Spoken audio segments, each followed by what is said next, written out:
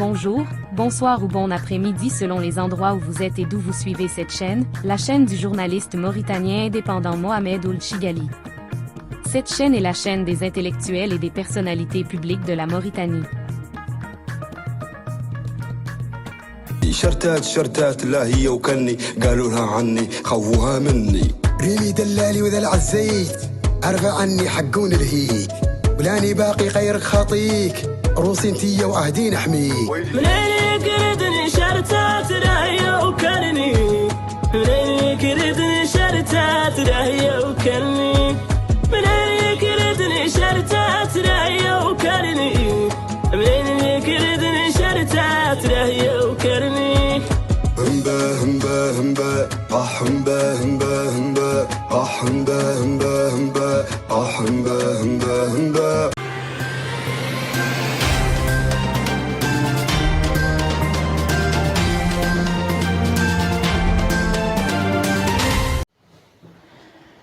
Bonjour, bonsoir ou bon après-midi selon les endroits où vous êtes et d'où vous me suivez en ce moment. Moi, c'est Mohamed Ould Chigali, je suis journaliste et je suis indépendant. Je suis heureux de vous retrouver encore une fois dans une nouvelle chronique.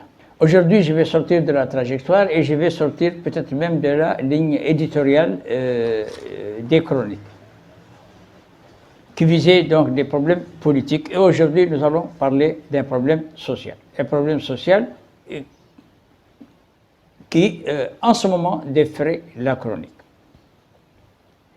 Le phénomène n'est pas nouveau. Ce n'est pas pour la première fois que des homosexuels se montre sur les réseaux sociaux. Le phénomène d'ailleurs n'est pas nouveau. Je me rappelle que peu avant l'indépendance, à Attar, il y avait donc un célèbre homosexuel dont je vais taire le nom, qui déjà à l'époque était rendu très célèbre par son comportement. Et pour la petite anecdote, je voudrais simplement vous raconter une histoire très drôle, parce que une fois, cet homosexuel, très célèbre d'ailleurs à Attar, avait poussé les ailes jusqu'à porter une robe et des hauts talons pour aller se rendre, je crois, dans un mess des officiers de l'armée, je ne sais pas, française, à l'époque. Donc il avait été pris sur le chemin par des jeunes d'Attar et qu'il l'avait corrigé sévèrement, bien qu'il le connaissait déjà et bien qu'il tolérait ce qu'il faisait. Cette fois, il n'a pas échappé parce qu'il était allé trop loin. Il s'était habillé donc comme une femme, il s'était maquillé comme une femme et il avait porté des très hauts talons, des talons pointus. Les jeunes l'ont pris et ils l'ont sévèrement battu. Mais ils l'ont sévèrement battu sur les fesses. Sévèrement battu sur les fesses. Il était donc tombé malade quelques jours et il ne pouvait plus s'asseoir sur les fesses. Et quand il était rétabli, il a mis à lui une femme, parce que ces personnes-là et les femmes sont toujours dans les confidences. Il lui a demandé s'il allait bien. Et la réponse qu'il a donnée va vous surprendre. Il a dit, s'il m'avait battu, cela n'aurait rien fait. S'il m'avait battu, cela n'aurait rien fait. Mais ce que je ne leur pardonne pas, c'est de m'avoir battu sur les fesses. Parce que moi, j'ai besoin de mes fesses pour travailler. Alors, comprenez maintenant l'importance pour ces personnes de ce genre de pouvoir évoluer dans la société. Donc, ce que nous avons vu sur les réseaux sociaux, largement partagé, et jusqu'à présent, au moment où je vous parle, encore largement partagé, sort donc de l'ordinaire. Il sort de l'ordinaire simplement parce que c'est pour la première fois que des images sont enregistrées en public, que ces actes ont été commis en public. Des hommes qui s'embrassent, il y en a beaucoup dans ce pays. Des hommes qui se partagent des relations sexuelles, il y en a beaucoup dans ce pays. Des hommes qui se vendent dans ce comportement qui est un comportement inadmissible, intolérable et inexpliqué, il y en a beaucoup dans ce pays. Mais les agissements et leur comportement, ils le faisaient jusqu'à présent chez eux, à l'abri des regards. Mais, malheureusement pour eux, cette fois, un objectif a capté une image pour la postérité. Et une image pour la postérité, mais une image qui a bouleversé toute l'opinion nationale. Et c'est là le drame. Mais pourquoi en est-on arrivé là? C'est-à-dire, pourquoi ces personnes qui, par leur comportement, sortent de l'ordinaire, ont pu gagner tellement de terrain qu'ils ont été capables de faire de telles actions en public.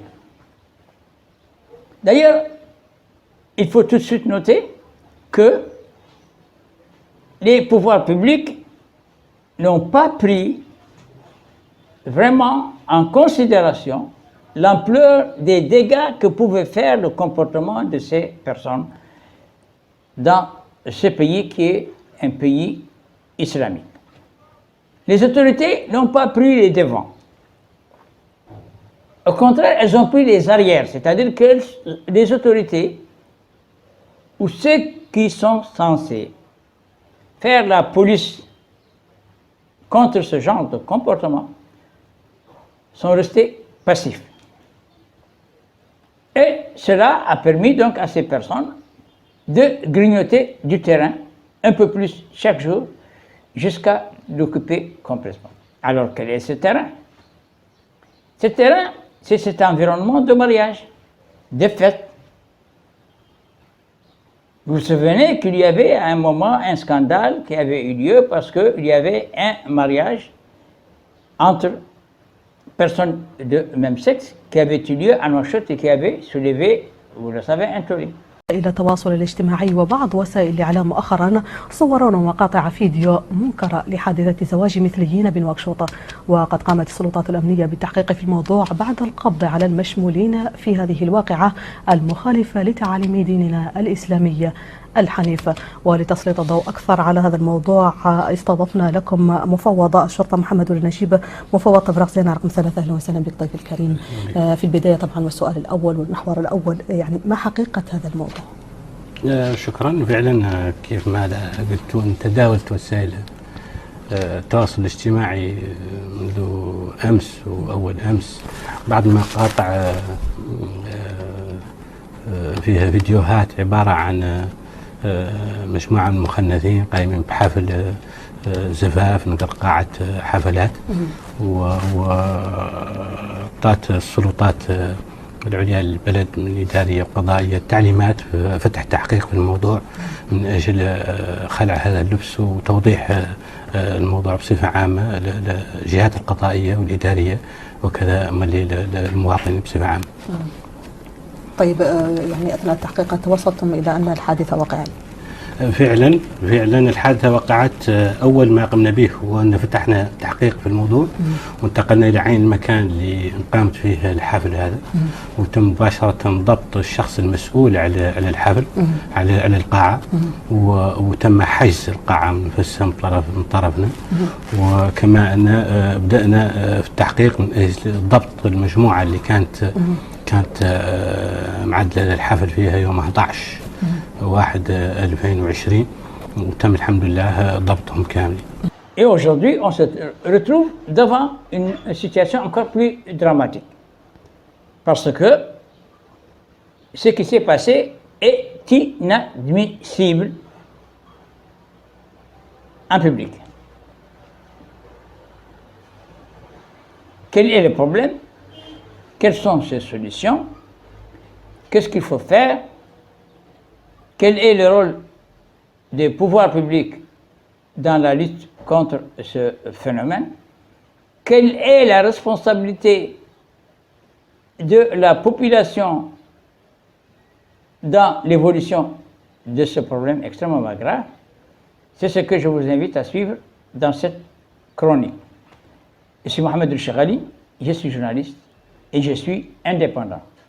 Bonsoir à tous, bonsoir à toutes, ou bonjour, ou bon après-midi, selon les endroits où vous êtes et d'où vous me suivez en ce moment.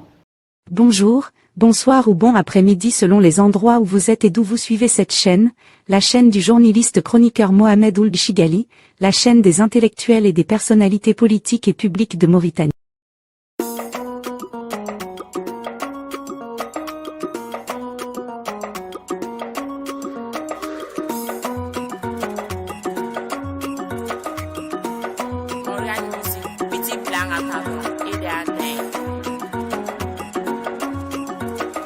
Morgan Music présente.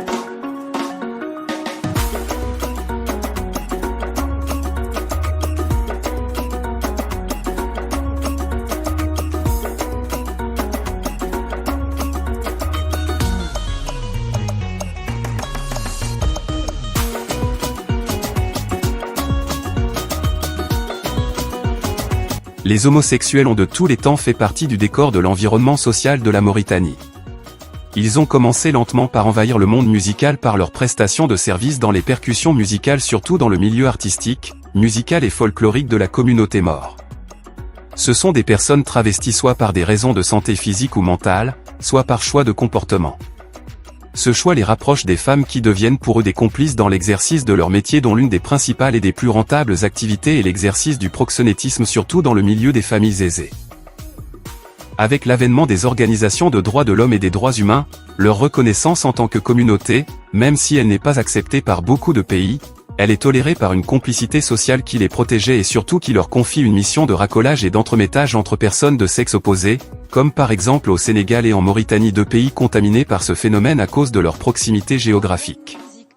Depuis près de 30 ans, les autorités mauritaniennes, même si elles refusent officiellement de reconnaître l'homosexualité comme pratique qui relève de la liberté individuelle, ces autorités n'ont pas mis en place des instruments juridiques pour contrecarrer ces pratiques. Si les premières générations d'homosexuels a été pratiquement acceptée dans toutes les communautés sociales et ethniques du pays, la toute dernière génération s'est imposée par une présence massive qui s'adonne à des actes contre nature. Le phénomène a pris une telle ampleur que, compte tenu de leur nombre évolutif, ces personnes semblent aujourd'hui s'être organisées en communautés gays, qui, même si, à cause de la religion du pays, ne peuvent pas revendiquer des droits, s'arrachent quand même ces droits par des libertés qui sont de plus en plus incontrôlables. Même s'ils dénoncent ces pratiques contre nature et contre les principes de la religion, les religieux n'ont jamais réellement fait les pressions nécessaires sur les pouvoirs publics pour freiner les dégâts sur une société musulmane à laquelle les homosexuels imposent une présence dans la vie au quotidien. L'extravagance dans le gaspillage des sommes astronomiques lors des cérémonies de mariage dans les milieux aisés. Le rôle d'animateur que l'on confie à ces personnes en conflit avec les préceptes religieux sont entre autres des facteurs qui ont considérablement encouragé la communauté gay de Mauritanie d'aller au-delà du tolérable.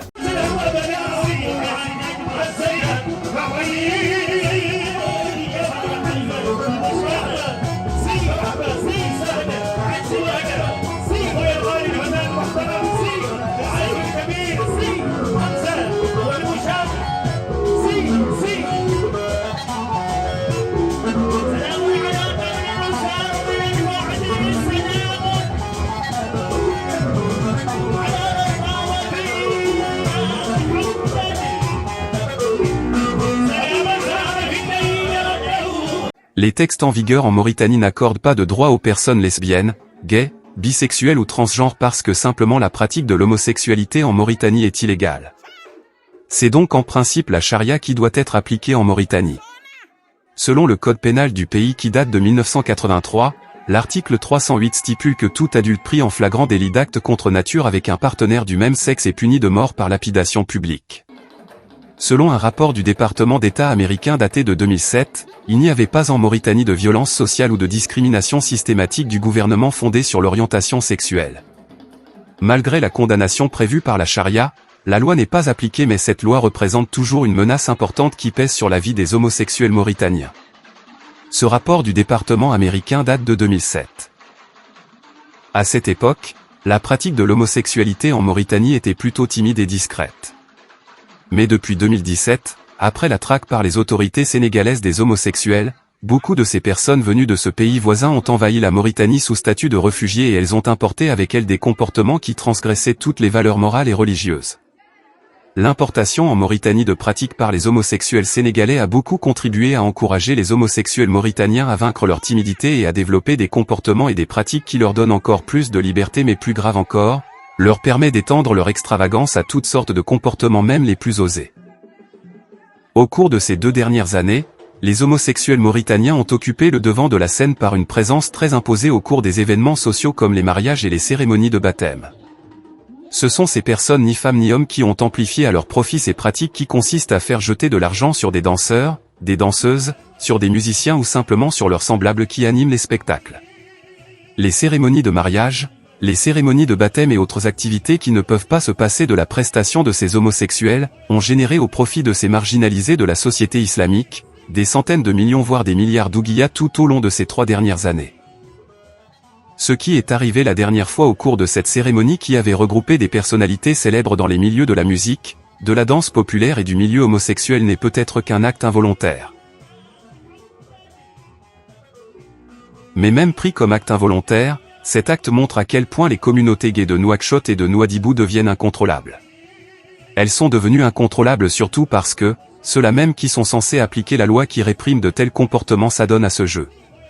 En Mauritanie, que vous soyez juge, cadi, ou homme de loi, lorsque votre fils ou votre fille se marie, la famille fait appel à ces animateurs de spectacle.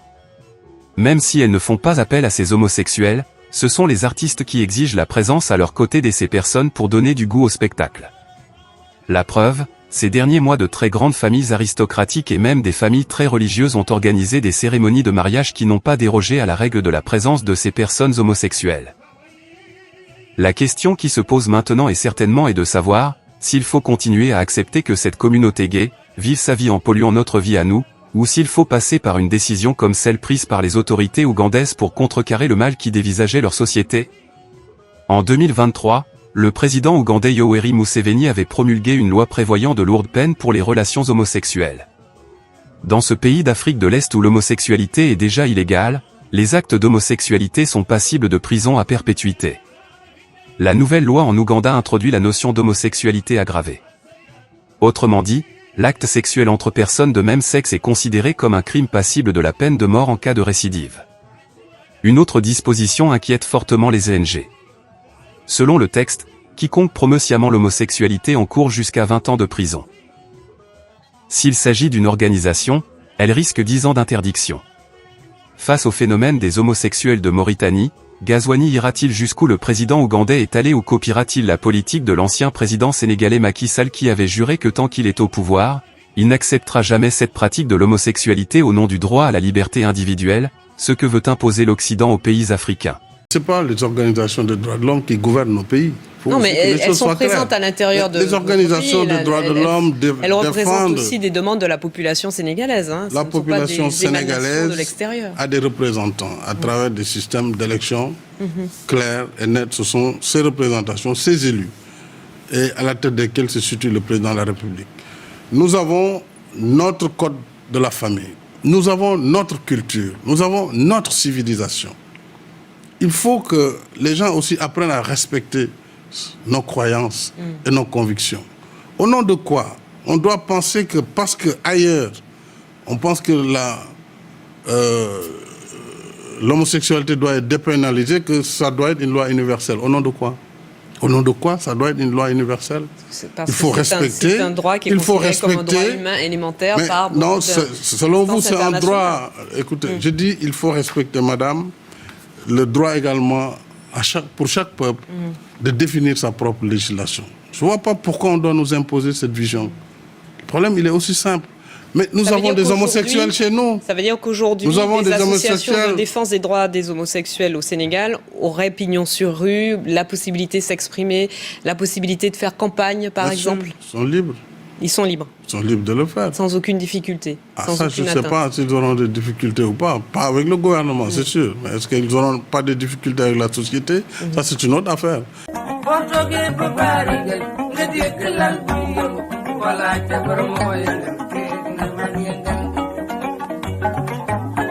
Bonjour, bonsoir ou bon après-midi selon les endroits où vous êtes et d'où vous suivez cette chaîne, la chaîne des personnalités politiques et publiques de Mauritanie. Cette chaîne, la chaîne YouTube du journaliste indépendant Mohamed Ould Chigali, est indépendante. Elle diffuse des chroniques sur des sujets dominants de l'actualité nationale, africaine et internationale à l'endroit de la classe intellectuelle. Vous pouvez vous abonner à la chaîne en cliquant sur la cloche pour ne pas rater aucune de nos chroniques diffusées sur les plateformes qui regroupent les intellectuels et politiques africains sur les sujets dominants de l'actualité. Vous pouvez également, si vous le voulez, participer au débat sur les sujets qui vous intéressent en prenant contact sur le numéro WhatsApp qui s'affiche sur l'écran. Merci pour votre soutien à la chaîne.